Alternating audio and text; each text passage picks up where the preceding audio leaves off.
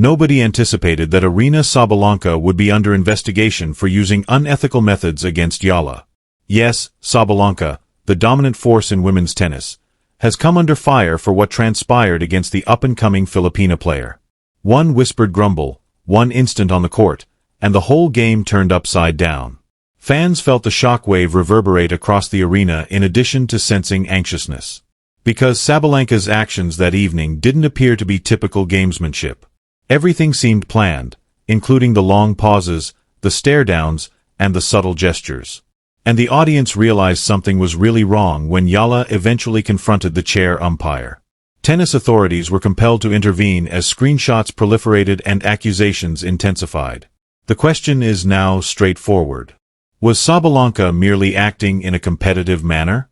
Or did she pass a boundary from which she is unable to return? Long before the dispute erupted, everything started. Long before the timeline was loaded with screenshots, hashtags, and probes. It starts during the quiet period in between competitions. That place where pressure builds silently and ambition sharpens, molding both champions and rivals. Aryna Sabalenka has dedicated years to making a fiery and vicious name for herself in the sport. Her ascent was swift, her presence was indisputable, and she was a whirlwind of strength and determination. Her sheer, unadulterated force won her admirers. Her opponents were afraid of her ability to control a match with just a fierce serve and a look. She was the norm, not simply a high seed. However, upheaval is a part of every era. And for Sabalenka, it came in the shape of Alexandra Eala, the daring Filipina phenomenon whose ascent felt more like an explosion than a climb. Eala shouldn't have threatened the tour at this early stage. Veterans who had served 10 years in the trenches were not intended to compete with her. However, she managed to do so. The hierarchy appeared to tremble with each step she took into the spotlight. The composure that elite players thought they controlled was further undermined by each upset she produced. Yes, she played with youth, but she also did so in a risky way. Conviction. Genuine, palpable sense that she was a member of the elite. And even the toughest champions can be shaken by such a mindset. The kind of rumors that start in locker rooms, simmer in press conferences, and blow out online started to circulate as Eala's momentum increased. Was she getting up too fast? Was her self-assurance being misinterpreted as conceit? Or was there something more profound going on? Tension between Eala and Sabalenka didn't just appear suddenly. It started quietly. A clipped word here, a chilly handshake there. There was enough for supporters to start murmuring, but nothing that anyone could definitely point to. Why does Sabalenka always appear agitated? Does Eala's name appear? Is this rivalry personal or genuine? The atmosphere was already tense when the tour arrived at their joint event. An experienced woman protecting her domain. A novice who won't bow. Two meteors headed for each other. You could sense the excitement when they eventually ran into one another again, even before the supposed dirty methods and the purported probe. This wasn't the energy shift that athletes talk about. Beneath their feet, a fault line was developing. With a smile on her face and a positive attitude, Eala walked into the courtroom. With her shoulders squared and her jaw clenched like a warrior entering a well-known conflict, Sabalenka walked with a stone visage. Commentary was not necessary for crowds to comprehend what they were seeing. The plot was revealed by the first few rallies alone. Dominance against hunger, power against accuracy, and intensity against instinct. For the first time in a long time, Sabalenka felt challenged by a teenager with nothing to lose and everything to prove rather than by a Grand Slam champion or a top 5 opponent. You could see the fracture developing in those early exchanges. Not in their games, but in their dynamic. Eala's poise seemed to arouse in Sabalenka a sense of territoriality and stubbornness that whispered, "She's not taking my spot." It was just the start. The tension was high enough to cut with a racket even before the match had reached its pivotal moment. What took place after that?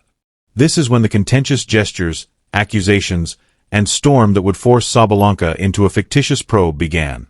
One court, two players, an impending rivalry. Furthermore, the globe was still unaware that this was more than just another contest. It was the spark that would set everything on fire. As soon as the second set started, something changed. Something delicate yet potent enough to change the mood of the entire court. No one could adequately explain it. Everyone could sense it, not the pundits, analysts, or even the fans seated in the upper rows, because Sabalenka, who is often a stronghold of poise and intimidation, abruptly started acting differently. The pacing was the first step. Before a serve, Sabalenka bounced the ball 15, 16, and occasionally 17 times, extending her preparation beyond normal limits. I noticed, the umpire noticed, and fans noticed.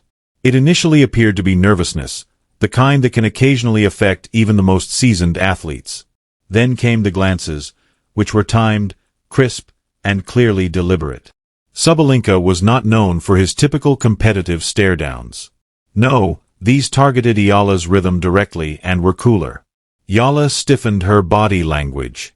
She slowed her service motion. The confidence of a young athlete can be brittle, and Sabalenka appeared to be pushing the boundaries. The moment that altered everything then arrived. I turned to the chair umpire midway through a heated rally, not to protest or dispute, but because Sabalenka had made a deep, guttural growl just as I was about to swing. It wasn't your typical grunt. The rally didn't even include it. It seemed to be timed. Resetting her feet, Eala hesitated. The whisper began when Sabalenka stood erect at the baseline, his expression unreadable. What was that? Did she intentionally do that? Is Sabalenka attempting to interfere with her?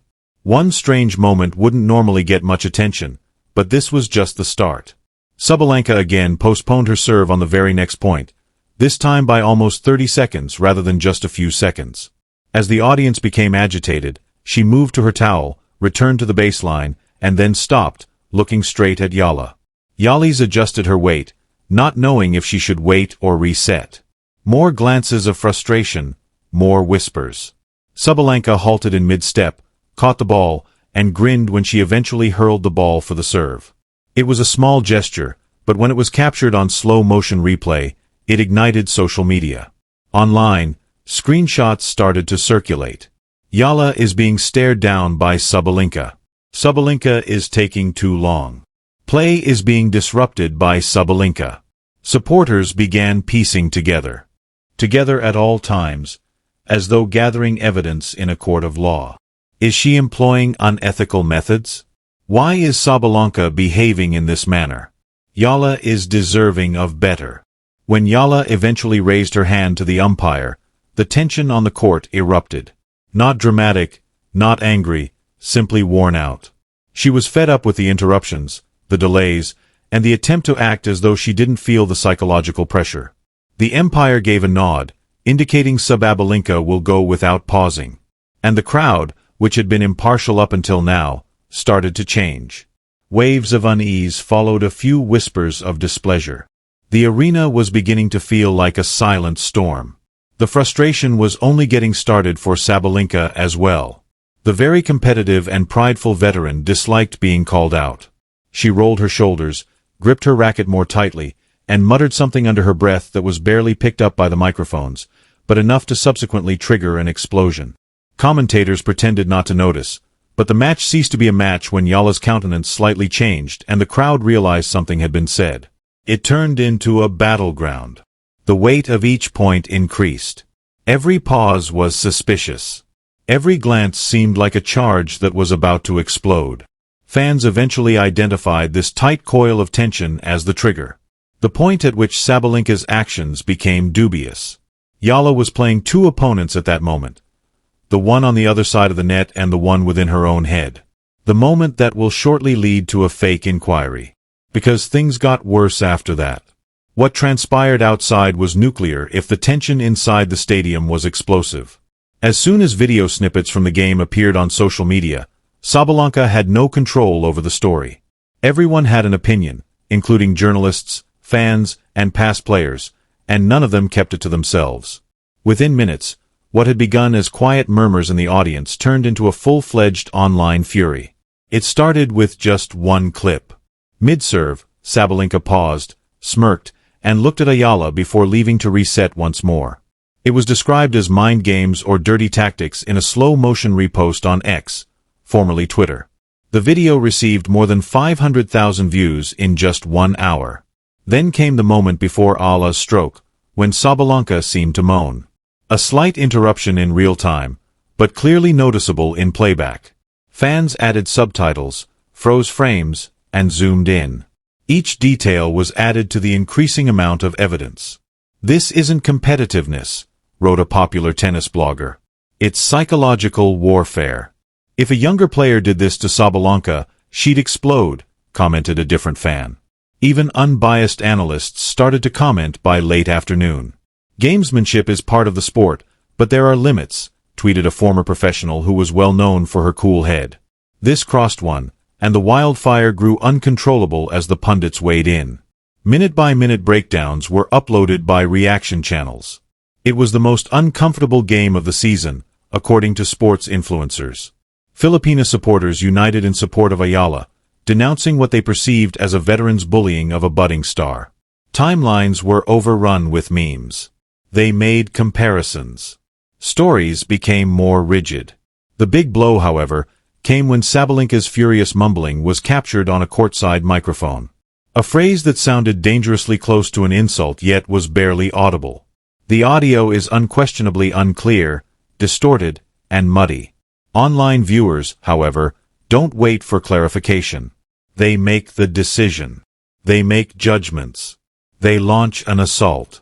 In a matter of hours, #StandWithEala started to gain popularity throughout several Asian nations. There was another hashtag. #LookIntoSabalenka.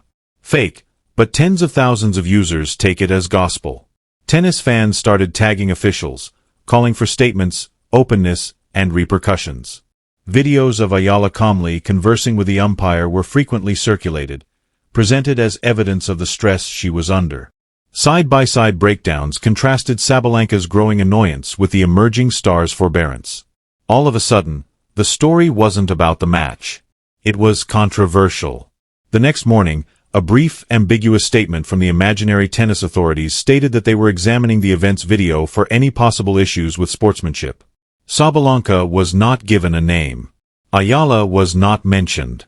Although they didn't give specifics, everyone was already aware of it. The headline was taken by news outlets. Authorities examining claims of unsportsmanlike behavior surround the Sabalenka-Eala match.